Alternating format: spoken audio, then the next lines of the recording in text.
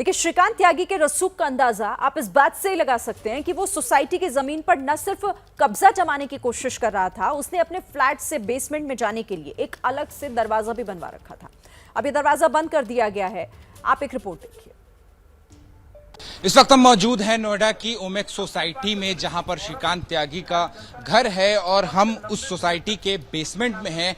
और ये तस्वीरें जो हम आपको दिखा रहे हैं, ये श्रीकांत त्यागी के घर का वो हिस्सा है जो नीचे पार्किंग एरिया में खुलता है। और आप देख सकते हैं तस्वीरों में कि ये जो स्ट्रक्चर है, यहाँ पर विवाद से पहले यहाँ पर बताया जा रहा है कि श्रीकांत त्यागी जो है अपनी गाड़ी की पार्किंग जो है वो इन्होंने अंदर बना रखी थी, जिसका विरोध जो है वो लगातार निवासी कर रहे थे। निवासियों का कहना ये भी था कि जो श्रीकांत त्यागी के जो बाउंसर हैं उनका आना जाना जो है वो इसी जगह से जो है वो होता था। साथ ही आप देख सकते हैं इन तस्वीरों में कि यहाँ पर श्रीकांत त्यागी के घर का एक दरवाज़ा भी था यहाँ पर, जैसा कि ऊपर दरवाज़ा हमने देखा था ब्राउन कलर का दरवाज़ा, जैसे कि श्रीकांत त्यागी के मेन एंट्रेंस पर और बैक एंट्रेंस पे था जो कॉमन ग्राउंड पे खुलता था, वैसा ही एक दरवाज़ा जो है वो यहाँ पर भी खुलता था। लेकिन चूंकि विवाद जब हुआ शुक्रवार तो उसके बाद जो सोसाइटी का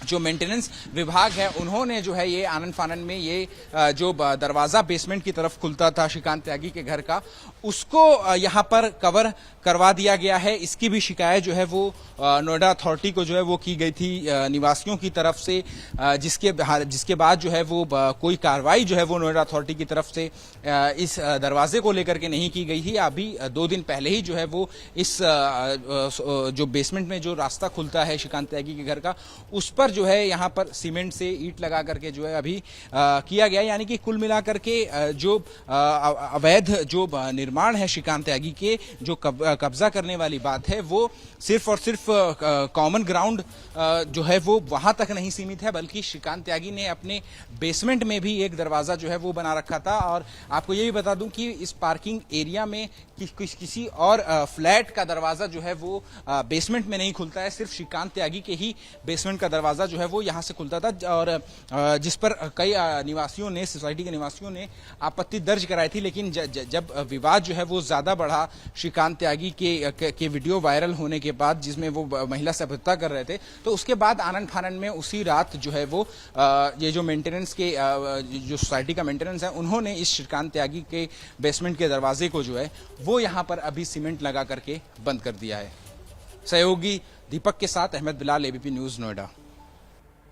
तो देखा आपने श्रीकांत त्यागी ने कैसे सोसाइटी के लोगों को परेशान कर रखा था और ऊपर ग्राउंड फ्लोर से लेकर बेसमेंट तक उसने अवैध कब्जा हर जगह किया हुआ था। पार्किंग में भी अलग से अंदर अपने फ्लैट में जाने की व्यवस्था उसकी तरफ से थी। कॉमन एरिया को भी वो अपने कब्जे में लेने के लिए उसने पूरा वहां पर निर्माण किया गया था। हालांकि अब इस पूरे अवैध निर्माण पर बुलडोजर चल चुका है, हथौड़े से उसे तोड़ा जा चुका है। और ये उसी वक्त की आप कार्रवाई की तस्वीरें देख रहे हैं, जब आज बुलडोजर पहुंचा और उसके बाद उस पूरे अवैध निर्माण को ध्वस्त किया गया।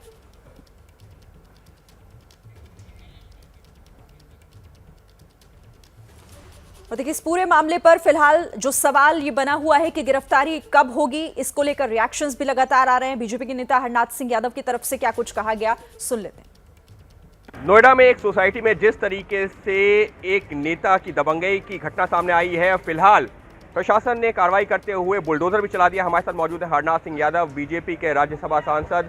हरनाथ जी, बुलडोजर तो चल गया है, लेकिन अभी भी वो जो गालीबाज शख्स है वो अभी भी फरार है। देखिए, वो 7 समंदर के नीचे ये घुसा होगा तो उसको भी वहाँ से ढूंढ के लाएगा। ये योगी जी की सरकार है जो जीरो टॉलरेंस की नीति पर चल रही है। और वहाँ पर बुलडोजर शुरू हो गया। बुलडोजर अपने बाबा का बुलडोजर पहुँच गया है और ये बाबा का राज है, किसी दूसरे का राज नहीं है। तो सरकार गुंडे, अपराधी, चाहे आर्थिक अपराधी हो चाहे सामाजिक अपराधी हो, सभी के खिलाफ सख्ती से पेश आ रही है और आएगी। लेकिन सर, जिस तरीके से घटना हुई उसके बाद से जो सवाल ये उठ रहा है, वो अपने आप को जो बीजेपी का नेता लगातार बता रहा था, उसके साथ में जो है लगातार जो है कई ऐसी तस्वीरें हैं जो पार्टी के कई बड़े नेताओं के साथ में, उसके साथ में जो लोग उसका समर्थन के लिए पहुंचे हैं वो भी पार्टी के कई बड़े नेताओं के साथ जिनकी तस्वीरें हैं। देखिए, ऐसा है, फोटो तो कोई भी खिंचा लेता है। आजकल ये मीडिया का जो सिस्टम चला है, हमारे पास भी सवेरे से शाम तक तमाम अपरिचित लोग आते हैं, तो फ़ोटो से आप ये नहीं कह सकते कि उसका पार्टी से जुड़ा हो, उसका पार्टी से कोई लेना देना नहीं, पार्टी को से इसका स्पष्टीकरण दिया जा चुका है, पार्टी का साधारण सदस्य भी नहीं है, तो ये जो है प्रचार गलत है पूरी तरीके से। और फिर यदि हमारे भारतीय जनता पार्टी की सरकार में, योगी जी की सरकार में, चाहे पार्टी का हो चाहे दूसरी पार्टी का हो, अन्यथा कोई भी अपराधी हुआ उसे कठोरतम दंड मिलेगा, ये सुनिश्चित। सर गिरफ्तारी कब तक? उसके खिलाफ जब बुलडोजर उसके अवैध मकान पर चलना शुरू हो गया है तो उसकी गिरफ्तारी भी हो जाएगी जल्दी ही। जल्द गिरफ्तारी हो जाएगी, ये कहना है बीजेपी सांसद हरनाथ सिंह यादव का। साफ तौर पर उनका ये कहना है कि कोई भी शख्स हो, फिर चाहे वो पार्टी से जुड़ा हो या ना हो, लेकिन अगर उसने कुछ इस तरीके से अवैध घटना की है या जो है इस तरीके की घटना में शामिल है तो उसके खिलाफ कार्रवाई की जाएगी। और फिलहाल इसी वजह से योगी राज में ऐसे लोगों के खिलाफ चल रहा है बुलडोजर, और यहाँ पर भी शुरू हो चुकी है बुलडोजर चलने की कार्रवाई। अंकित गुप्ता, एबीपी न्यूज़, दिल्ली। तो श्रीकांत त्यागी की गुंडागर्दी को लेकर देखिए राजनीति भी इस वक्त गर्म हो चली है। शिवसेना की सांसद हैं प्रियंका चतुर्वेदी, जिन्होंने बीजेपी पर सवाल खड़े किए। शिवसेना की सांसद प्रियंका चतुर्वेदी। प्रियंका जी, श्रीकांत त्यागी के घर पर बुलडोजर चल रहा है, हालांकि अभी तक उसकी गिरफ्तारी नहीं हुई है। गिरफ्तारी इसलिए नहीं हो रही है क्योंकि उनको भारतीय जनता पार्टी का पूरा संरक्षण मिला हुआ है। भारतीय जनता पार्टी का छोटे से छोटा नेता हो, बड़े से बड़ा नेता हो, वो महिला विरोधी सोच रखता है, महिलाओं के साथ अभद्रता करता है, महिलाओं के साथ दुर्व्यवहार करता है, फिर भी उनको संरक्षण मिला हुआ होता है।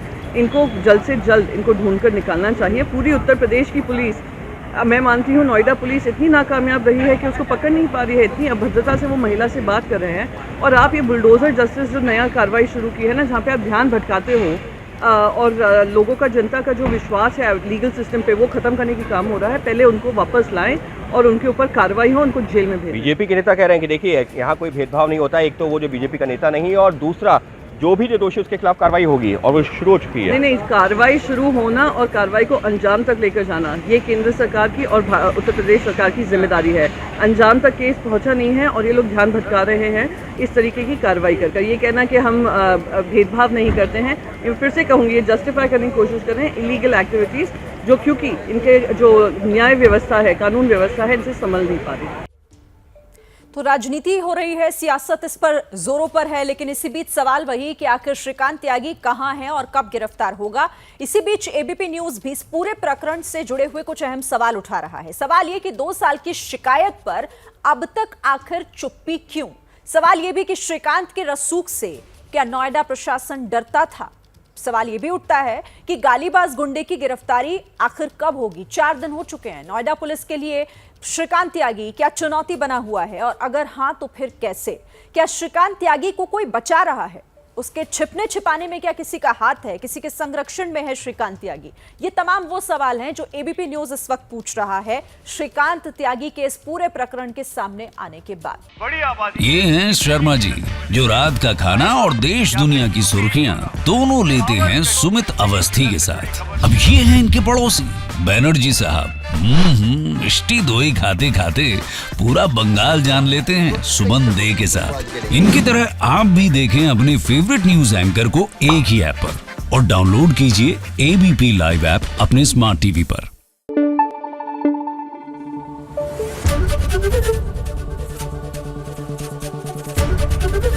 एबीपी न्यूज आपको रखे आगे।